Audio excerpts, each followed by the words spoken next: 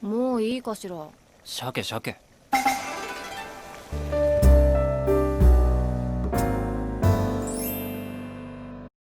Welcome back, and today we're making food from JUJUTSU Kaisen. So you're probably thinking, there's no food in JUJUTSU Kaisen except for that finger, but obviously I'm not cooking fingers. So depending on how far you are in the anime, on episode 13, there's a juju stroll, and Itadori teaches us how to make his meatballs. So let's give it a try and see if it's good. We're going to start with prepping the veggies that goes into the meat. This recipe is great because it tells us what's in it, but not exactly how much is in it. So we know that there is finely chopped green onions and there's a ginger paste.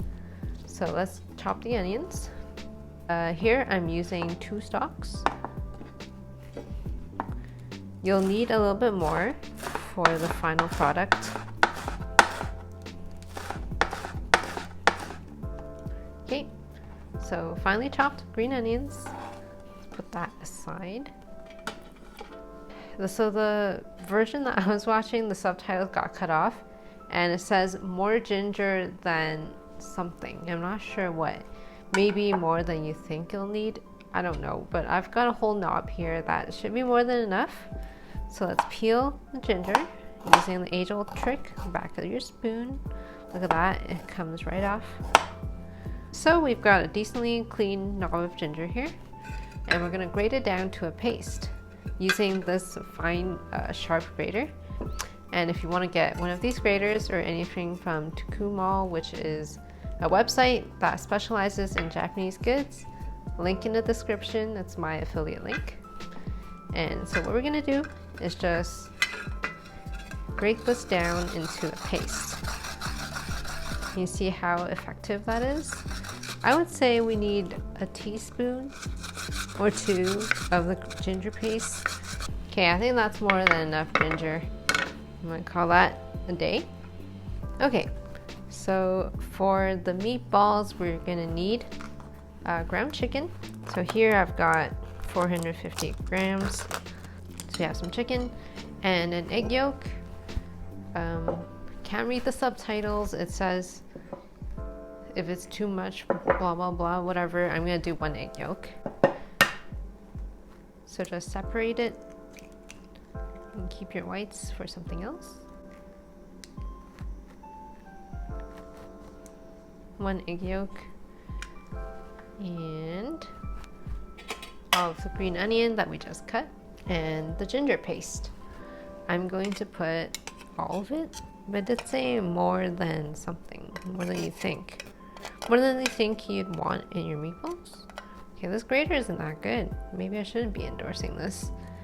Okay, my endorsement for this grater ends here. Okay, so that's it. Oh, and salt and pepper. This is to taste, I believe, so I'm just gonna do a few grains of salt. And a bunch of pepper. And then it says mix well and knead. So I'm just gonna do the kneading using chopsticks the way you should.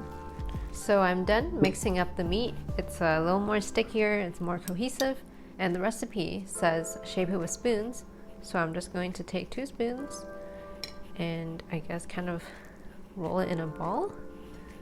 I don't think this needs to be very precise. Here is another meatball. Let's just make the rest of this. So right now I'm heating up a pan with a little bit of oil. We're just going to sear off the meatballs first, to lock in the flavor. And I don't have a nabe as seen in the video, but I think this wok thing will suffice for an entire meal.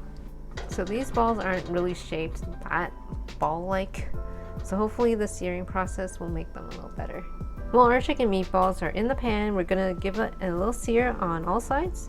So I'm just giving these a flip. They don't look like balls anymore.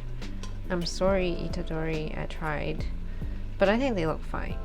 So make sure we cook all the sides. And it doesn't need to be cooked all the way through because we're going to simmer these in a soup later on. So just make sure all the meat surface is covered. Okay, so our meatballs are basically done.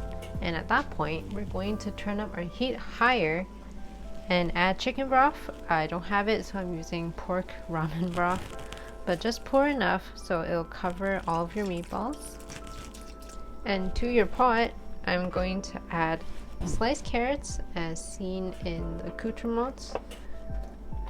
So let's put that in. I want to make sure that gets to the bottom so it will simmer. Yeah, that's the first thing that needs to be put in. We'll let it boil first and add our other items. So the carrots have been boiling in here for a while. Ooh, and so have the meatballs. Let's put in the rest of our veggies. So we've got the shimeji mushrooms. In the anime, it actually looks more like oyster mushrooms. They're a little bigger, but these will be perfectly fine. So let's dump that in. And also we've got a bunch of Napa leaves. It's a lot of veggies, but you know, we're trying to be healthy here, so let's put that in. We're just going to smack on the lid and let it cook a little more. All right, so everything is nicely cooked.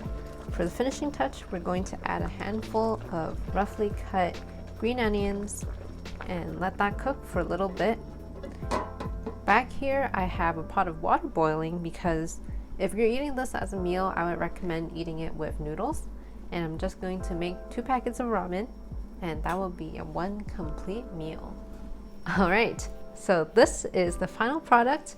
It's a beautiful nabe with Itadori's recipe for chicken meatballs. We've got our meatballs, we've got some carrots, green onions, napa, and mushrooms. Let's try one of these meatballs and see if they're as good as everyone thinks they are. Ooh. It's chicken. I think what happened is chicken's a little bit too lean for this kind of product. It's a little bland.